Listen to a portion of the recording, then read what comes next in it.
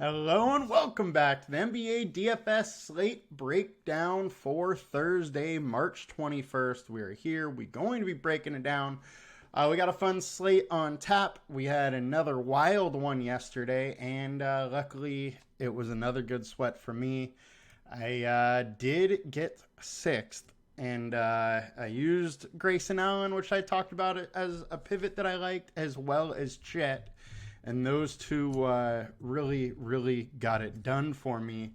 Had I not had good old Dick or Dunn, it could have been a very big night. But unfortunately, chalk failed a little bit, but I had a ton of contrarian picks that really went nuts. So it was a good night. Hope you guys had a good night. And let's see if we can have another one. Let's dig through this 6-game slate on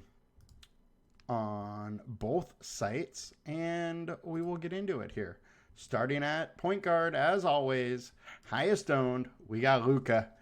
Luka has just been absolutely insane all season long, and recently is the same.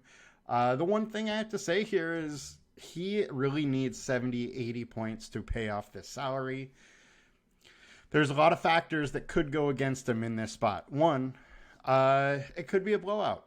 The other part of it is, he does have Kyrie. He has other weapons that can carry some of the load. It doesn't have to be him.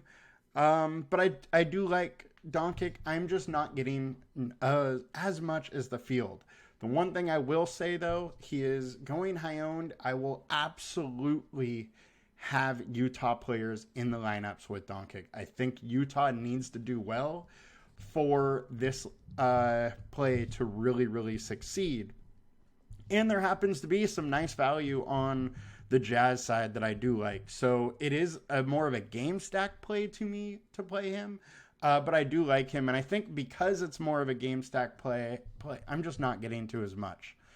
Next, we got Jalen Green. I said this when Sengun went out. He gets a huge bump up, biggest one on the team, and we're seeing it.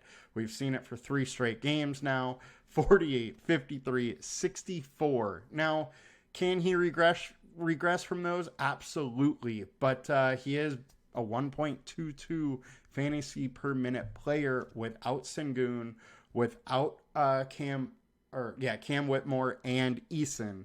So he is a significantly better player. That usage just goes way up without those guys. So I think it is an interesting play, and just because his price is up doesn't mean I'm fading him. I mean, you got a 60-point ceiling out of an 8.3K guy, so definitely intrigued a bit there. Next, we got De'Aaron Fox. This is another one where it's a huge spread, and I'm likely only playing this if I have some Wizard guys in the same lineup. The game needs to stay close. As we saw last night, huge blowout, and Sacramento just pulled their foot off the gas. Only played 28 minutes, didn't play in the fourth, so without that, he's just not hitting the ceiling. And there is a chance of that once again here. At least, though, it is their second game on the road and second game, in a back-to-back. So Sacramento could be a little sluggish to start the game, which could then just keep this game a little bit closer later into the game. And if that happens, Sacramento players have huge upside. Now, pivot-wise, Miles McBride, I got to bring up the fact that he played 47 minutes last game. So if his minutes are up there in the high 30s, 40s, he's going to look absolutely great. We have him at 35.5. I think that's probably somewhere safe. If you would ever think that he's going to play more, just bump up that projection. He totally could. Really hard to know how many minutes he's going to play, though, in this matchup. So I think he could play quite a bit. But Denver, doesn't play as small as Golden State either. So could be some changes there. Also, once again, it's on the road, and Denver is much better at home.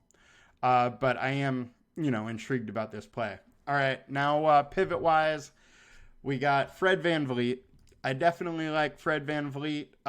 The one thing I do have to say is that Jalen Green and Fred VanVleet are both now in the 8Ks. So I'm going to try and limit how much of them I have together. In my first run, I had like 25% VanVleet in my Jalen Green lineups. And I think I'd want to push that down a little bit more. I just think it's very, very doubtful that both of them are hitting 50. And we need that, upper 40s at these prices for them to really pay off and have that chance to win a GPP. So I don't know if I want to play them together much, but I do like both guys. And now to talk to Utah guys, because we're in a similar situation with these guys. We got Chris Dunn, Colin Sexton, Keaton George. There's no Jordan Clarkson tonight. I like all three of these guys. I like all three of them a lot. And you could also say THT, I can put him in that category of them. He does play more of a small forward shooting guard versus all these guys being point guard, shooting guard. But with all four of those guys, I am intrigued. I think there's minutes to go around.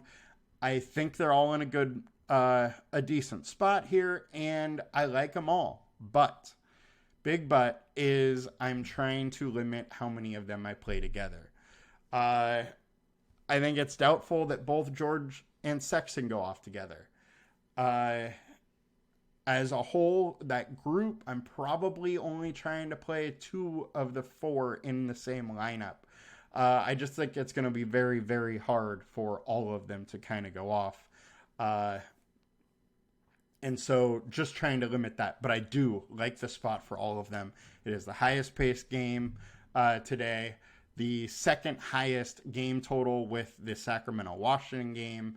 And Utah very well could get blown out, but at least Lauri Markkanen's back. But with Utah, there is no Collins and no Clarkson. So it definitely is going to raise that ceiling for the remaining players. So I definitely have some intrigue for Utah guys. Now, getting over to point guard on DK, we got Luka, Amon Thompson, and Keon Ellis. Ellis is a bit interesting, only 4.1K. Has done well as a starter, even with the studs there. Absolutely willing to go to him. I think 4.1K is a bit too cheap on DK, and even on FanDuel I am getting a little bit, but his price is a little higher on FanDuel. I think it's 4.8 or 4.7. Luka we covered. Amon Thompson, absolutely willing to go to him. We've seen a big high ceiling from him. Minutes are a little bit of a worry. 32, 26, 28, 23 in these starts. So the minutes have been kind of all over there. We have him at 28.5. I think that's probably around where he should be. And it's a decent matchup versus the Bulls. So I don't mind going to Amon Thompson. I like him. Just don't absolutely love him. However, he absolutely can get us 40s, which we would really, really like in this spot. So I do like him more on DK than I like him on DraftKings. THT we talked about a little bit in the last one, but 3.7K is interesting. 16, 19, 19. With Clarkson out, there's a chance that he gets, more of those 18, 20-ish minutes area.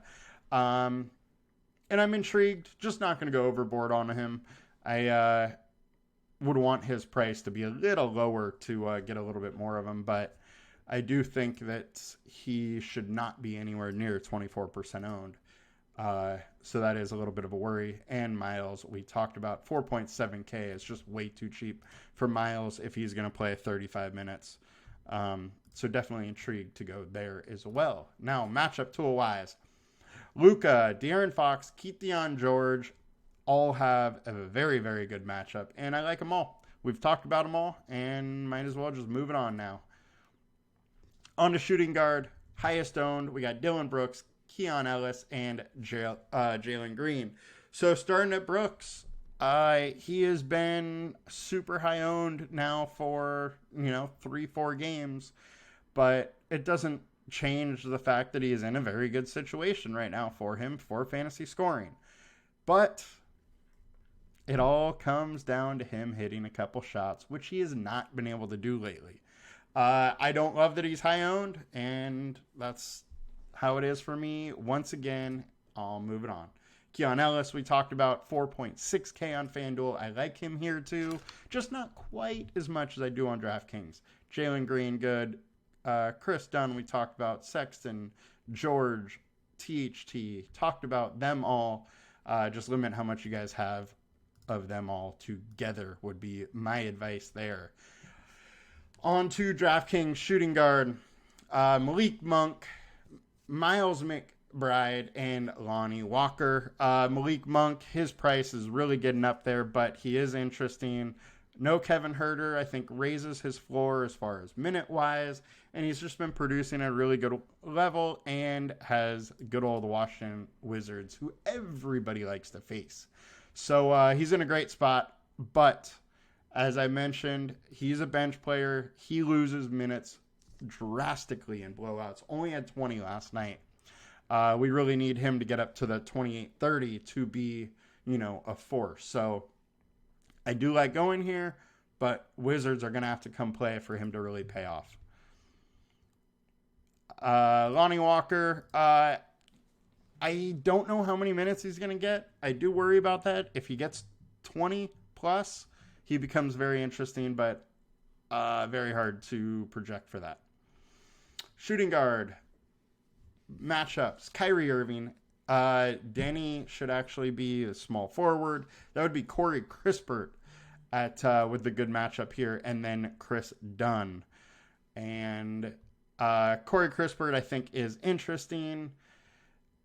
And there's very good chance he could shoot them into the game and keep them into this game. Chris Dunn, we've also covered and is a bit intriguing. On to small forward. We got Dillon Brooks, Harrison Barnes, Denny Avdia. I'm pretty much fading chalk here. I already said I don't like Dillon Brooks. Harrison Barnes, 4,800. He just can't routinely do it. I can't expect 30 out of him, and I can't expect any sort of ceiling against him. However, it is a good matchup. Don't mind getting to a little bit. I'm just definitely not getting anywhere near the field. Denny, I would get a little bit. I do worry if he's going to play. He is available now. So he is playing. I worry a little bit about how many minutes he's going to get. But all in all, I'm intrigued. If he's up to that 36 minutes area where he was a couple games, very intrigued. If he's down to 33, he just looks okay. All right, so Cameron Johnson, there is Dorian Finney-Smith is out. I think that Johnson likely slides into the starter once again and could play 32 minutes. And at that, he's going to look pretty interesting, even though it is a little bit of a tough spot for him. If he gets hot from three, he could keep the Nets into the game, and at 5.4K can absolutely give you a 40. So I don't mind going there. Corey Crispert we talk about. If he gets hot, he can keep the Wizards into this game, can give you that 35, 39, has that 45-point ceiling. So don't mind going to Crispert. I also don't mind Lauri Markkanen. This is one of those spots, though. You got to worry about how many Jazz you have. If you are going to get, 3 Jazz in your lineup, you probably should have a Dallas guy coming the other way. But I do think this spot is an interesting one. The Mavericks just play high-scoring games. Markkanen is extremely good. I do worry that he only played 31 minutes the other night. He sat out because of injury management last game. So I worry a little bit about his minutes. Worry that it could be 30 to 32 instead of 32 to 34, which obviously, lowers his ceiling quite a bit. But I think it's an interesting spot. At 8.1K, he does have the ability to drop a 50 burger. So intrigued at low ownership. And I got to go back to Josh Hart a little bit. The Nuggets haven't been great versus power forward. It is expected that he's going to start at power forward. And this is a guy that's got a 60, a couple times in the last few weeks. So definitely intrigued to go here at low ownership. It really comes down to if his shot is falling, he's going to get there. If his shot's not falling, he's going to need near triple-double to pay off. So not a super reliable spot here at his new price tag, but I don't mind getting here. He can pay off. He has a ceiling, and he's not very high owned. On a small forward on DK, Amon Thompson, THT, Malik Monk, we covered them all. And so matchup tool-wise, Lauri Markkanen, Thompson, Chris Burt, which would be Denny Advidia. I will have that changed after the show, so it shows right later. Now, or power forward, we got FanDuel, high-owned, Domantas Sabonis, Harrison Barnes, PJ Washington. Denny also coming at 25, so I'll mention him there. I do like Domantas Sabonis. Price tag is getting up there, but he's a walk-in 60. He can get you that 70 or 80 from time to time, and it's an elite matchup. We just need the Wizards to stay in this game so he doesn't get pulled early, but he did even put up 50 with only 28 minutes last night. So he can get there even in limited minutes. I just worry a little bit about Washington being able to stay in this game. But at least Washington is back. They have a lot of their guys playing again. So it's a big boost to them. And PJ Washington, I just can't really get there. I think the ceiling with Dallas is mid-30s, and that's, pretty much 6x for him. So I don't love the spot. If I get a couple of him, I'm totally fine. I'm just not going anywhere near what the field is going on him. And pivot-wise, we have already talked about everybody I have liked. So we will move it to DraftKings. Power forward, high-owned, Dylan Brooks, Derek Jones, Josh Hart. Derek Jones at 3,300 is at least interesting because he's pretty much bare minimum. Been playing low 20s in minutes. Not likely to get there, but he can. So I think he's going over-owned. I think people are reaching a little bit on him. And I think his ownership should come down as more value opens up. Matchup tool. Keegan Murray, Josh Hart, PJ Washington, all coming in. All of them, I think, are absolutely fine. And getting over to center on DraftKings, Domantas Sabonis, Walker Kessler, PJ Washington, Nikola Vucevic. So, Kessler, we have him at 29.5 right now. I think that's probably a bit high. But he did play 30 in this start, played 24 in this start, 25, 28, 26, 27. This is the thing with Kessler in this spot, is it's largely going to be based on how many minutes he plays. If he plays near 30, I think you should have some. If he, is playing 24, 26, could probably just pass over him. But if he's up to 30, he is likely producing. He can produce at a pretty high level. Can definitely get you 40 plus. So I'm intrigued, but definitely not getting what the field is currently getting. I just don't know that the minutes will be there, so I worry about it. Nikola Vucevic in a very good spot versus Houston, versus Jabari Smith. I think Smith will absolutely have some trouble on the defensive side. And Vooch, when he gets 35 plus minutes, he generally gets there if it's a decent matchup. This is a decent matchup for him. I think he's, going to play the 34, 35. So I definitely do like Vooch and going to have a good amount of him. Center spot. Domantas, Walker Kessler, PJ Washington as the high owned, and we covered them all. I will shout out good old Daniel Gafford. He has been just producing at an insane clip. While I don't think it's sustainable, over the last 20 starts, he's still at 1.26. So he was, producing at a very good level with Washington prior to coming over. And now he is just crushing in this Dallas system, and he has a very good matchup. So I am intrigued. Only issue, you can only really expect 24 minutes with him.